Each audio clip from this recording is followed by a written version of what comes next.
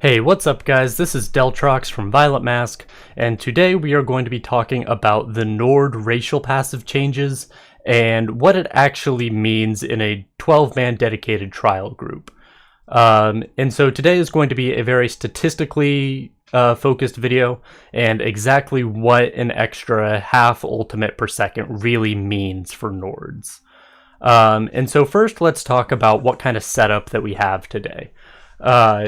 Let me pull up my sheet real quick with 0 Nords, and so this is basically what we have on live right now. We're gonna have 4 support roles, so a main tank, off tank, healer 1, healer 2, that are all going to start with 250 ultimate. I have the ultimate gen for each one. The breakdown of the tanks is every class has a base ultimate generation of 3 per second, and then tanks get another 0.667 from minor heroism from the one hand and shield skill heroic slash, and then an additional 0.5 ultimate from the earth and heart ability mountain's blessing. And then we're going to have 2 Templar healers. And so they are each going to get an additional 0.5 ulti a second from the Templar skill Prism, which gives them an additional 2 ultimate, or an additional 3 ultimate, every 6 seconds. And then they have another ability which reduces the cost of their ultimate by 4%, bringing it down to 240. Finally, we're going to have 1 healer wearing Yorvold's Guidance, which increases the duration of all your major and minor buffs by 40%, which will increase the major force length from 9.5 seconds to 13.3 seconds. And so I wrote a program that essentially put these 4 people in a combat scenario with perfect ultimate generation for 2 hours, and saw exactly what kind of uptime we got on major force. The other buff of Aggressive Warhorn, which gives 10% max magicka and stamina to the group, I didn't worry about because that would be up at 100% uptime, Nords or no Nords. And so in this video, we're only going to be focusing on the major force uptime. And so this downtime here is how many seconds of downtime we had in this 2-hour long fight. And so 2,600 seconds of downtime led us to an uptime of 63.88%. So now, before we go looking at all the different Nord things, let's look at exactly what the changes to Nords were.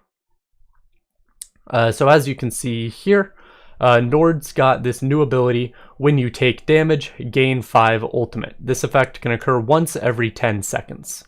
And so this basically gives Nords, whether you're a tank, healer, DPS, pretty much anything, an additional half ultimate generation per second.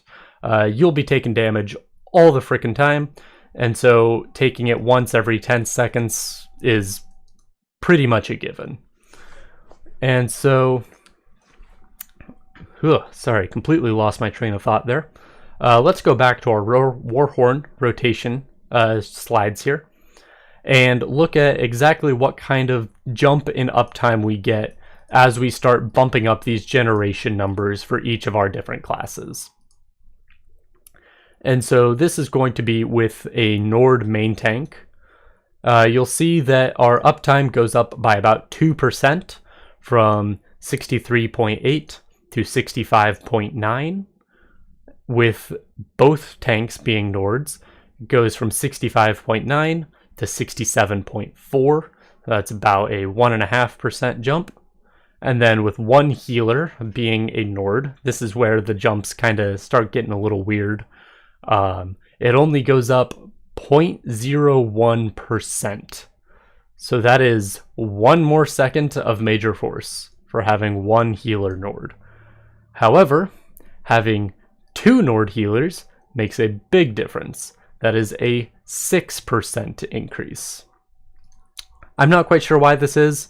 I think it's probably because this is the Nord wearing Yorvold's, and this one isn't. And so Yorvold's probably made a big portion of that jump. But it's an interesting thing to note anyways, because as you add more Nords, your rotation in general speeds up. And so with 3 Nords, this last person was probably the bottleneck that was slowing down the entire rotation. And so then when you turn them into a Nord to remove that bottleneck, and you get the bonus from Yorvolds, that's why we see such a large jump there. And then finally, I decided to check what 1 Nord wearing Akaviri Dragon Guard is like. Akaviri Dragon Guard reduces the cost of your ultimate from 250 to 214, which is a 15% decrease. And so it's just interesting to see exactly how big of a difference the flat ultimate gen makes for a Nord when paired with a percentage decrease, which is the ideal scenario. And so, again, 1 Nord without Dragon Guard is 65.97. Give him Dragon Guard, you get another 4%. And so it really goes to show that if you play to a Nord's strengths, if you give them Yorvolds, if you give them Dragon Guard, if you make all 4 of the people in the group Nords to really speed up that rotation, you start to see pretty large results.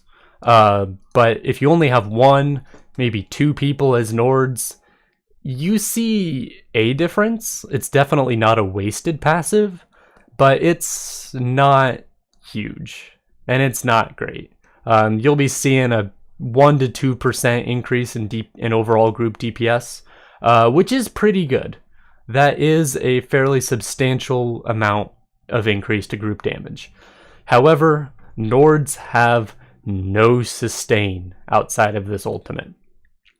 And so that means that you are most likely going to be wearing Chokethorn and Shadowrend for your monster set, which means that you're not wearing Bloodspawn or Lord Warden, which means that you're going to have less group utility overall there. And so it's a bit of give and take, you know? Their damage resistances and immune to chilled status effect are okay. It's kind of nice, but it most likely won't be saving your life anytime soon. The chilled status effect decreases your damage, and so that doesn't really matter as a Trials tank, because you're only going to be doing a couple hundred DPS anyways. So the 15% from minor maim doesn't really matter to you.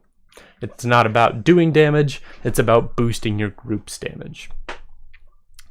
And so as a final point I want to talk about is I want to touch on the incredible sustain of Argonians and of Red Guards, actually. This is before the buffs that came out today, talking about how the Argonians potion passive is actually getting buffed a little bit. And so these numbers are going to be a little bit higher. The Imperial will have some higher numbers, and the Red Guard numbers will stay the same. And so I have something called True Stamina Recovery here. This is stamina recovery that isn't affected by any bonuses, and it's not affected by block or anything like that. This is something that will always happen for tanks. And so, as you can see, 240 true stamina recovery is quite a sizable amount. It's a pretty clear second behind Red Guard's absolutely insane 443 true stamina recovery.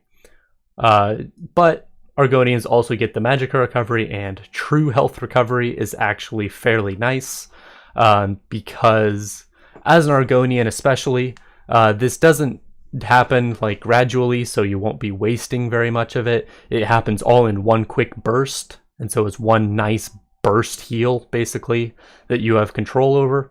And then Argonians of course get a health and a Magicka bonus, while Red Guards get only a stamina bonus, which stamina is more valuable than Magicka for tanks, but not having health is kind of unfortunate. It's not the worst, not the best. And then comparing that to the Nords, where they have the 1000 health, which is pretty standard for the tank races. It's the same as Argonian, and it's half that of the Imperial, which the Imperial's health bonus is very high, very nice. and 1500 stam is going to be one of the higher ones. I believe it is second, behind Wood Elf, Imperial, and Redguard, who all have 2000 stamina. But 1500 is not far behind that. And so as a Nord, you get some pretty nice stat bonuses and some good ulti gen, but without any of the other sustain, and with the way that ulti gen works in 12-man dedicated groups, I think Nords will still be behind Argonians, Imperials, and possibly Redguards as a tank race. But in 4-man content where you can ult at will, or in PvP, I think they'll be very powerful. Because then this flat ultimate generation is always benefiting you. You don't have to worry about holding your ultimate or wasting ultimate or anything like that. And you'll be able to just pump out those ultimates as much as you want. And you'll be able to get your sustain in that way as well. Because sustain is also not quite as important in dungeons or in PvP. You have more time to meditate, more time to heavy attack, things like that. But as for trial tanks, I think Nords will be good, don't get me wrong, but I think something like an Argonian or possibly an Imperial or Redguard is going to offer more utility to the group, because we'll be able to wear things like Lord Warden or Bloodspawn, things like that, that will give us that extra utility for the group. I know that I talk a little bit fast sometimes, and that this information can be a lot to take in at once. So please let me know if you have any questions, if I went over anything too quickly, or if I skipped talking about something that you were expecting me to talk about, or anything like that. But the too long didn't watch or didn't pay attention, I suppose, is Nords are going to be good tanks. Argonians are going to be better, in my opinion. So thank you all for watching. Please leave a like, comment, subscribe, all that jazz if you want to.